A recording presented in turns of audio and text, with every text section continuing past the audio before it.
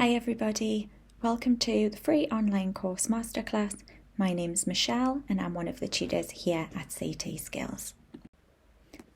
Our introduction, the session lasts about 1 hour. Usually when we're delivering this live, the last 20 minutes is for questions and answers. However, with this being a recorded session, I will provide you with some details to direct your questions should you have any that haven't been covered. You can write notes if you want to. However, a lot of this information will be included in your learner's handbook. Masterclass aims. So we're going to look over the course overview, our commitment to you, your learner handbook, keeping safe online, some helpful hints and tricks for answering your questions throughout your course, plagiarism and artificial intelligence, command verbs, Eassessor Pro, and contact information and next steps. Course overview. So you may or may not know our awarding organisation is NCFE and they oversee everything we do as an education provider. The course details, depending on the course that you're doing, Level 2 durations are always 10 weeks long. Level 3 duration is between 12 and 21 weeks long, and the delivery mode is always online. What's our commitment to you as an education provider? So you'll have been given a dedicated tutor. You'll have their details via the welcome email. You'll also have been provided those details when you've signed up as well. Your tutor will have 7 days to mark your work.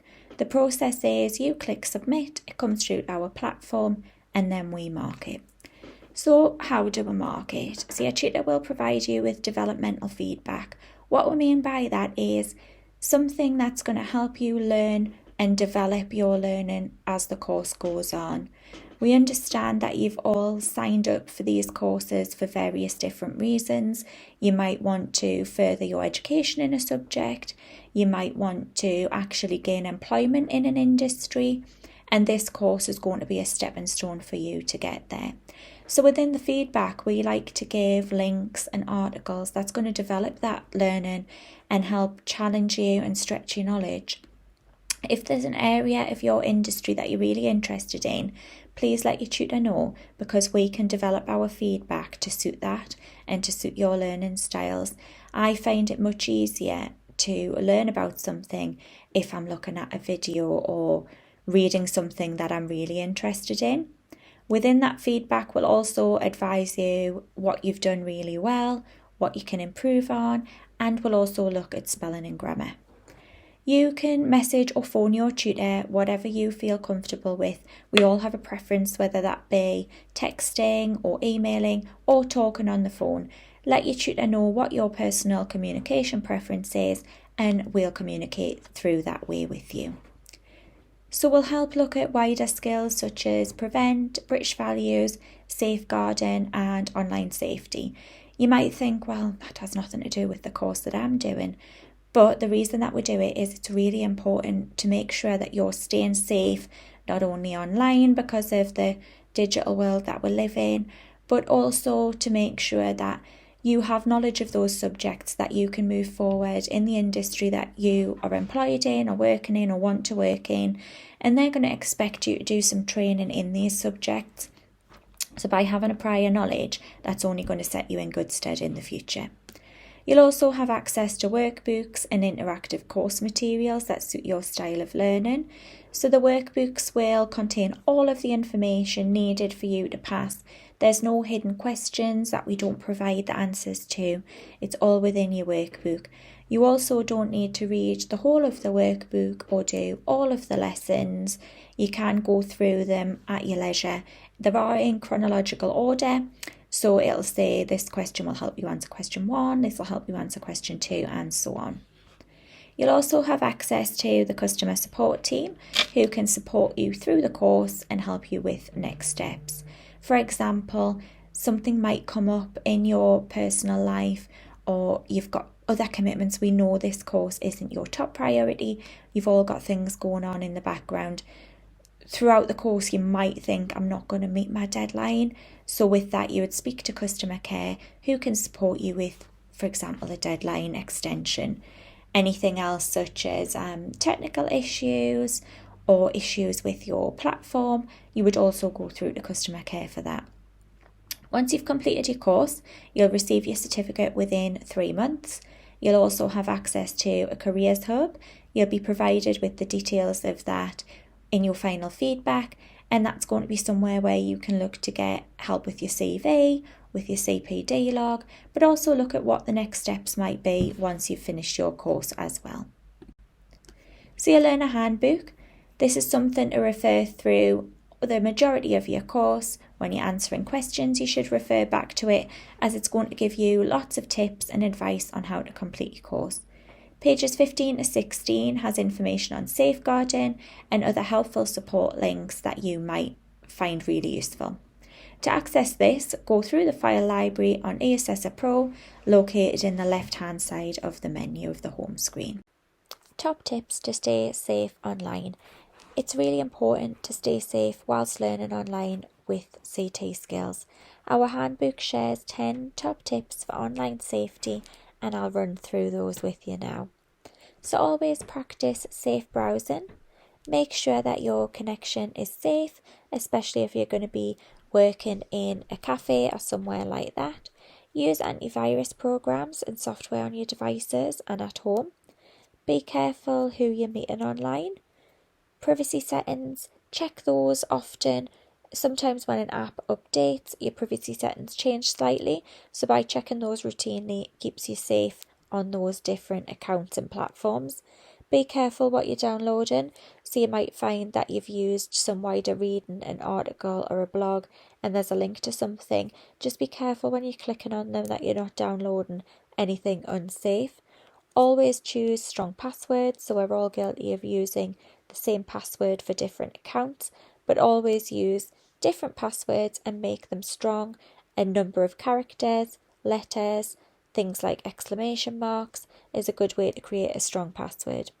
Be careful what you're posting online, so don't post your personal information.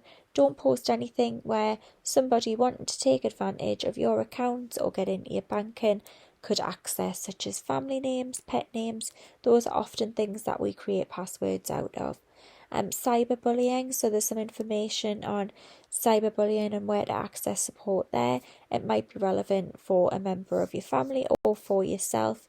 And again, keep personal information safe.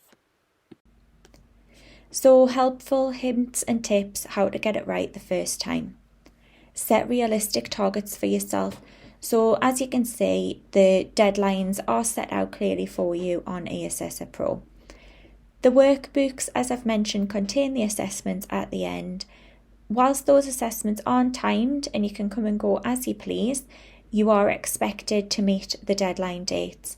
So these are split into 3, Unit 1A, 1B and Unit 2. With that, it means that we've split Workbook 1 and Workbook 2 up. We found that getting learners to complete a whole workbook was just really unrealistic when it's a subject that you might not know much about, or you might have been out of education for some time. So we've split it up, and you do the first 5 questions, submit your answers, and then you'll get feedback from your tutor. This feedback will let you know if you're on the right tracks, things that you might have done really well, things that you might want to expand on moving forward for your next 2 assessments. So when answering questions, use full sentences. Always check your spelling, punctuation and grammar. I'm going to show you in a couple of slides how to answer those questions in that way to pass. All answers should be in your own words, and support your answers with detailed examples. If you've used a website to help you answer, please include that reference within the bottom of your answer. I'm going to go over the importance of why we do that in the next slide. Don't rush through the questions and don't submit all of your assessments in one go. Get Workbook 1A and get feedback first once you've answered those questions. That's going to help you in your Assessment 1B and in your Assessment 2. To access the file library for extra resources, go through the route that we just mentioned, through the Eassessor Pro on the left-hand side. There's lots of useful resources under the file library that are going to help you answer your questions. If you're stuck or need support, please contact your tutor. There's no silly question. I'd rather you asked me 100 questions if it meant that it's going to help you understand the subject a bit better. Sometimes reading something over and over again, it just doesn't sink in, and somebody explaining that question in a different way or using different wording will actually help, and you'll think, oh, that's clicked, I can answer that now. So contact your tutor and don't wait. Don't let it get until you're near your deadline date and then you're panicking thinking, oh, I haven't done anything for it and now I'm really going to get stuck. We'd rather you asked, as I say, 100 questions before getting stuck. Plagiarism and artificial intelligence and what this means. Plagiarism is the practice of taking someone else's work or ideas and passing them off as your own. So how can we avoid plagiarism when you're doing your assessments? Don't copy from the provided workbook or from websites. Don't use AI to write your answers. Don't copy another learner's work. So what can you do to avoid plagiarism? Make sure everything's answered in your own words, using quotes and references. So if you've gone on to an external resource, say an article, a blog, please reference that in your work. You can include the link of the website that you might have visited. It's really good practice to become into the routine of doing this. You don't need to write a full reference list, but if there is something that you have found really helpful to format that answer, please include it at the bottom. Always use examples from your own practice. You may already be employed in the sector that's relating to the course that you're doing. You can always reflect on things that you've done in your role. So if you get to a question and it's asking you about a process that you might do day to day already, please reflect on that and make a note and say, in my current role, I do this and this. It's really good to be able to do that. And the best answers that we get as tutors are from your own personal experience. Use a plagiarism checker to check your work regularly. A really good one I could recommend is Small Tools. You can pop that into Google. Please write your answers on Word or on Google Docs just to keep a copy of them. You may notice that copy and paste is disabled in Eassessor Pro, so you will need to write your answers and click save often just so that you're not losing any work.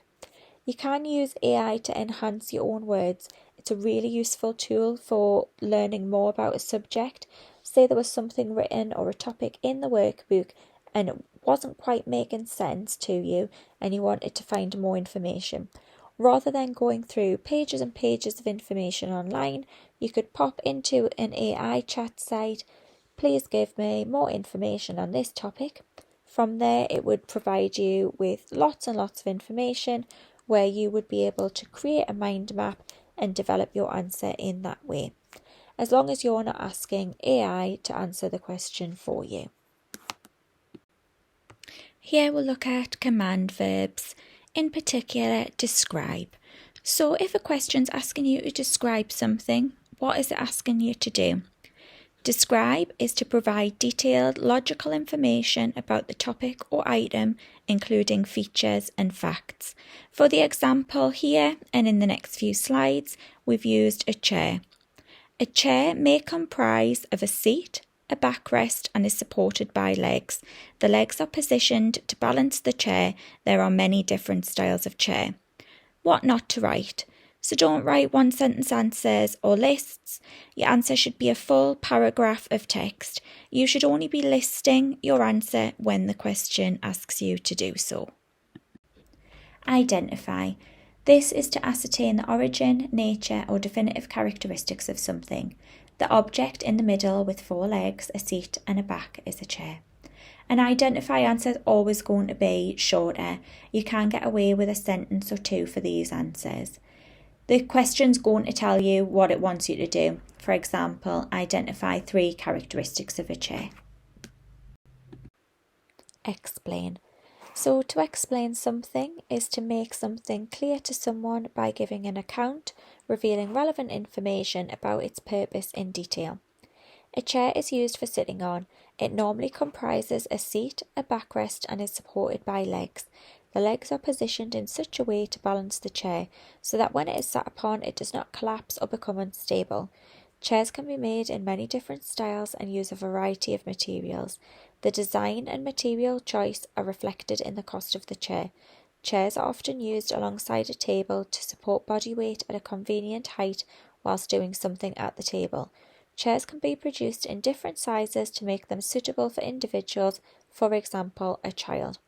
So you should be writing at least 4 to 6 lines of text, and examples can be used to expand these answers. Don't use bullet points, so the only time you should be using bullet points is in a list question and if the question has asked you to do so. Define. To define something is to show or state clearly and accurately the scope or meaning. A chair is a seat with a back for one person. The top tip for this one is to keep to the facts and the main points. You will find that your define questions are going to be much shorter. Next, we'll look at compare. If you were going to compare something, that's to identify the main factors that apply to 2 or more situations and explain the similarities and differences or advantages and disadvantages. If you were going to compare chairs, you might say, this chair has 4 legs, a seat and a backrest. The other chair I'm considering has 3 legs, a seat and a backrest. Both are made from wood, however, the type of wood is different. This has made a considerable difference to the weight of the chair, and I would have to bear this in mind for things like ease of positioning and cleaning. The 3-legged chair looks very contemporary, whilst the 4-legged chair is more traditional. Both are fit for purpose and would suit the size and style of table. The biggest difference between the chairs is cost. The 3-legged chair costs considerably more than the 4-legged chair, and bearing in mind I would need 4 chairs, cost could be a deciding factor. A top tip for this question is to break the question down and provide detailed information that is clear and accurate. Evaluate. To evaluate something is to review the information, then bring it together to form a conclusion. Give evidence for each of your views or statements. If you were going to evaluate the chairs that we've discussed in previous slides, you might say, the chair I am considering has several strengths. It is made from a material which is hard wearing, and with maintenance and care, this chair would last me a lifetime. If the chair got marked, chipped or damaged, it could be remedied by me at home. This would avoid having to find a specialist and having to travel to or haul the chair a great distance at great cost. Another strength the chair has is its design.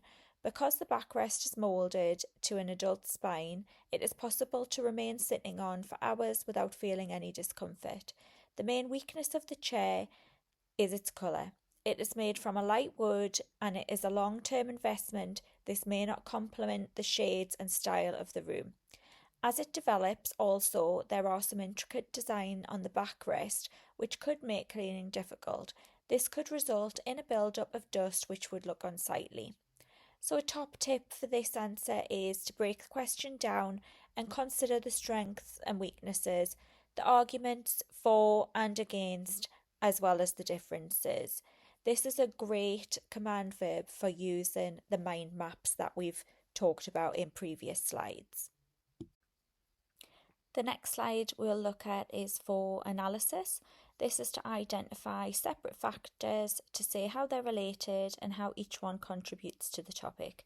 So given the example of a chair, an analysis of a chair may be a chair is used for sitting on. It can be used for standing on to reach something or kneeling on or hiding under, but its most common purpose is to be sat upon. It normally comprises a seat and a backrest and is supported by legs. The legs are positioned in such a way to balance the chair so that when it is sat upon, it does not collapse or become unstable. Most chairs have 4 legs spaced to give stability to the chair. Chairs can have 3 legs. Again, it is the positioning of the legs under the seat which provides stability and makes a chair fit for purpose. Without the backrest, a chair would be classed as a stool. The ergonomics of the backrest and design and materials used in the seat contribute to how comfortable a chair may be to sit on. Chairs can be made in many different styles and use a variety of materials. The design and material choice are reflected in the cost of the chair. Traditionally, chairs were made of wood, however, there is now a vast array of materials used in chair production, such as metal, plastic, rubber, and fabric. The material used will affect the weight of the chair. Chairs are often used alongside a table, for example, whilst eating or working. They are used to support body weight in a seating position. The height of a chair is very important, as if it was too high or too low, it would not function at a table and may be uncomfortable. Chairs can be produced in different sizes to make them suitable for individuals, for example, a child. Chair sizes are standardised, however, it is relatively easy to find alternative sizes. So a top tip when looking at giving an analysis of something is to break the question down into separate parts and examine each part in detail. Eassessor Pro. This is the platform that you're always going to be on, where everything's going to be found. How can you find things on the platform? Who is my tutor? You'll have already received a welcome email from your tutor, and that'll have contact details on and a lot of tips and tricks that might have been included in here that's going to help you with your learning. You'll also see a photo of your tutor, because it's with it being online learning, sometimes it's nice to put a face to a name where you might never have seen them before. Your target dates. So on your home screen, you'll see a list of each unit and workbook, and just to the right of it in purple, you'll see the target dates. You'll also get your next deadline date at the end of every piece of feedback from your tutor. We do have copies of the PDF workbooks. In Workbook 1A, select Introduction and scroll all the way to the bottom until you see a PDF version. Some learners find it useful to have this on their phone so they can look at the workbook whilst they're moving through the assessment on a different device. Another really good resource with Eassessor Pro is adding a spell check into the platform. You can go on to the following link to do that. With that, it helps you with any grammatical or spelling issues. When you're getting your feedback, it can limit those. Education might be something that a lot of you have been out of for a long time, and day to day we write very informally, but because this is a formal piece of writing, we are going to be looking at spelling and grammar. I would suggest either putting this into the platform or going on to a spelling and grammar separate website and checking your answers before you write them in. You can also download your answers and feedback. You might find that that's useful for you if you're going on to something else in the future. Say you were doing another course, you could refer back to the feedback and the answers and see how you've answered those in the past. So if you've done something really well, that might be something that you want to go on and do in your next course, for example. There is learner help guides and videos. Eassessor Pro is a brand new platform to all of you. Whilst using new platforms, we often forget where certain things are. We're all human, we're not experts at using this platform. There's even things, I use it every day, all day, every day, and there's still things where I think, oh, I've forgotten how to do that. I'll just go and check. So yeah, watch the help guides and videos. Contact information. Where you're going to contact who and what for, because there's various different people to contact. Your tutor should always be contacted in the first instance anytime that you need help, you've got a question, you've got a problem that you think you might need help with. Let your tutor know first of all. If we can't help you, we'll refer you through to customer care. So their telephone number is 0115 9599 544. You can also email them at shortcourses@ctskills.co.uk. Next steps, what are those? Once you've done one course, you might find that you want to go on and do another. There are a lot of courses that are linked closely together. So if you're working in one area, you'll actually find that there's another course in another area that really suits what you're doing and what your ultimate end goal is. For example, if you're doing the coding course, we have a lot of learners that might move on to cybersecurity. Or if you're doing challenge and behaviour, you might go on to do a mental health course, a counselling course, an autism course. So there's lots of things that are linked together. You can also look at apprenticeships. We have lots of information on our website at www.ctskills.co.uk. You can also get careers advice, so from your tutor at the end of your course will include a link to our careers hub. Within that, we have lots of information to help you with developing your CV. If you're going on to gain employment in a new industry, you'll want to make a new CV that includes the qualification that you've got, but also any courses that you might have done to support your learning, so to develop your CPD log as well. Any questions that haven't been answered in the masterclass, please direct them to the email address that I provided at shortcourses@ctskills.co.uk. Good luck with all of your learning.